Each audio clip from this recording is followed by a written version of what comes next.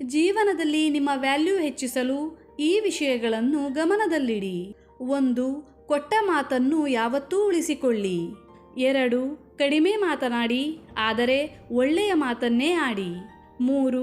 ಇತರರನ್ನು ಭೇಟಿಯಾಗುವಾಗ, ಮಾತನಾಡುವಾಗ ನಿಮ್ಮ ಸ್ವಂತ ವ್ಯವಹಾರವನ್ನಷ್ಟೇ ಪರಿಗಣಿಸಿ, ಅಂದರೆ ಮೈಂಡ್ ಯುವರ್ ಓನ್ ಬಿಸ್ನೆಸ್.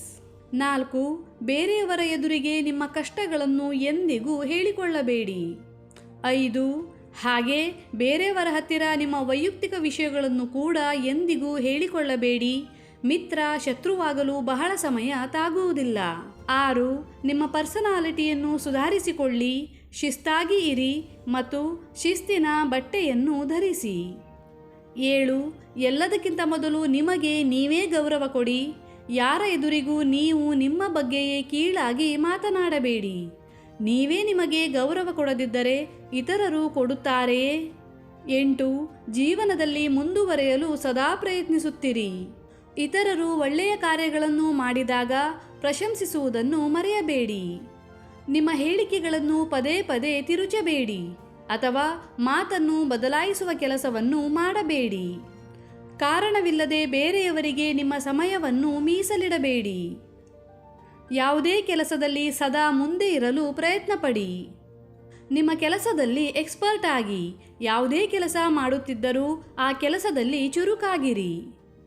ಯಾರ ಹಿಂದೆಯೂ ಅತಿಯಾಗಿ ಓಡಾಡಬೇಡಿ, ಅಂದರೆ ಯಾರ ಗುಲಾಮನಾಗಿರಬೇಡಿ. ನಿಮ್ಮ ಇಂಡಿವಿಜುವಲ್ ಪರ್ಸನಾಲಿಟಿಯನ್ನು ಬೆಳೆಸಿಕೊಳ್ಳಿ. ಯಾರಾದರೂ ನಿಮ್ಮನ್ನು ಅವಮಾನಿಸಿದಾಗ ಅದರ ಉತ್ತರವನ್ನು ಹೇಗೆ ಕೊಡಬೇಕು ಎಂದರೆ ಇನ್ನೆಂದೂ ನಿಮ್ಮ ವಿಷಯಕ್ಕೆ ಬರುವ ಧೈರ್ಯ ಮಾಡಬಾರದು. ಹೆಚ್ಚು ಮಾತನಾಡುವ ಅಭ್ಯಾಸವನ್ನು ಕಡಿಮೆ ಮಾಡಿ. ಎಷ್ಟು ಅವಶ್ಯಕತೆ ಇದೆಯೋ ಅಷ್ಟೇ ಮಾತನಾಡಿ ಸುಮ್ಮನಾಗಿ. ಇತರರ ಮಾತನ್ನು ಕೇಳಿಸಿಕೊಳ್ಳಿ, ಆದರೆ ನಿಮ್ಮ ಧ್ವನಿಯನ್ನು ಕೇಳಲು ಅವರು ಚಡಪಡಿಸಬೇಕು ಅಷ್ಟು ಲೆಕ್ಕಾಚಾರದಲ್ಲಿ ಮಾತನಾಡಿ. ಕೇಳುವ ಮೊದಲು ಯಾರಿಗೂ ಸಲಹೆಯನ್ನು ಕೊಡುವ ತಪ್ಪನ್ನು ಮಾಡಬೇಡಿ. ಯಾಕೆಂದರೆ ನೀವೆಷ್ಟೇ ಒಳ್ಳೆಯ ಸಲಹೆ ಕೊಟ್ಟರೂ ಜನರು ಅವರಿಗೆ ಬೇಕಾಗಿದ್ದನ್ನೇ ಮಾಡುತ್ತಾರೆ. ಹಾಗಾಗಿ ಸುಮ್ಮನೆ ಯಾರಿಗೂ ಸಲಹೆಯನ್ನು ಕೊಡಲು ಹೋಗಬೇಡಿ. ಯಾರಿಗೂ ಯಾವ ವಿಷಯದಲ್ಲೂ ಜ್ಞಾನವನ್ನು ಕೊಡಬೇಡಿ.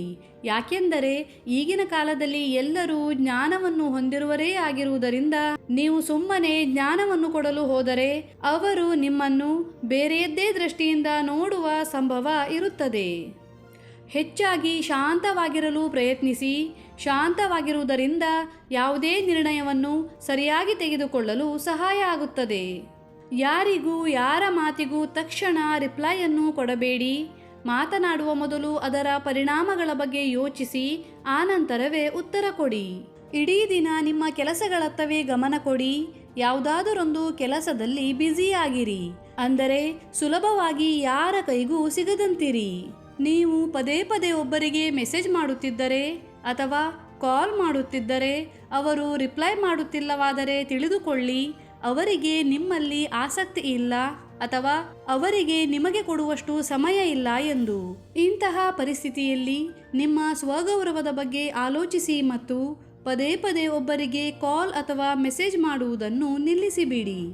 ನೀವು ಒಬ್ಬರೊಂದಿಗೆ ಮಾತನಾಡುವಾಗ ಅವರು ಪದೇ ಪದೇ ಸುತ್ತಮುತ್ತ ನೋಡುವುದು, ಮೊಬೈಲನ್ನು ನೋಡುವುದು ಮಾಡುತ್ತಿದ್ದರೆ ತಿಳಿದುಕೊಳ್ಳಿ ಅವರಿಗೆ ನಿಮ್ಮಲ್ಲಿ ಆಸಕ್ತಿ ಇಲ್ಲ ಎಂದು. ಹೀಗಿರುವಾಗ ನೀವು ಅಂಥವರನ್ನು ದೂರವಿಡುವುದೇ ಉತ್ತಮ. ಎಲ್ಲರನ್ನೂ ಖುಷಿಪಡಿಸಲು ಒದ್ದಾಡಬೇಡಿ. ಎಲ್ಲರಿಗೂ ನಿಮ್ಮ ಒಳ್ಳೆಯತನದ ಸರ್ಟಿಫಿಕೇಟ್ ತೋರಿಸುತ್ತಾ ತಿರುಗಬೇಡಿ. ಅರ್ಥ ಮಾಡಿಕೊಳ್ಳುವವರು ನಿಮ್ಮನ್ನು ಹೇಗೂ ಅರ್ಥ ಮಾಡಿಕೊಳ್ಳುತ್ತಾರೆ. ಅರ್ಥ ಮಾಡಿಕೊಳ್ಳಲು ತಯಾರಿಲ್ಲದವರು ನೀವು ಎಷ್ಟೇ ಗೋಗೆರೆದರೂ ಮಾತನ್ನು ಕೇಳದೆ ನಿಮ್ಮ ಮನಸ್ಸನ್ನು ನೋಯಿಸುತ್ತಾರೆ. ನಿಮ್ಮ ಆತ್ಮವಿಶ್ವಾಸವನ್ನು ಹೆಚ್ಚಿಸಿಕೊಳ್ಳಿ ಮತ್ತು ಇಲ್ಲ ಎಂದು ಹೇಳಲು ಕಲಿತುಕೊಳ್ಳಿ. ಯಾರು ಏನೇ ಕೇಳಿದರೂ ಕೊಡುತ್ತೇನೆ, ಮಾಡುತ್ತೇನೆ, ಬರುತ್ತೇನೆ ಎಂದು ಹೇಳುವುದನ್ನು ನಿಲ್ಲಿಸಿ.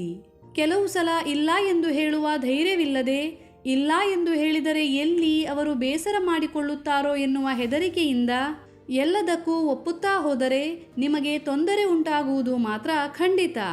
ಇನ್ನು ಕೊನೆಯದಾಗಿ, ನೀವು ಹೇಳಿದ ಮಾತನ್ನು ಅಥವಾ ಯಾವುದೇ ಕೆಲಸವನ್ನು ಯಾರಾದರೂ ತಿರಸ್ಕರಿಸಿದಾಗ ಅವರ ತಿರಸ್ಕಾರವನ್ನು ನಗುತ್ತಾ ಸ್ವೀಕರಿಸಿ. ಧನ್ಯವಾದಗಳು.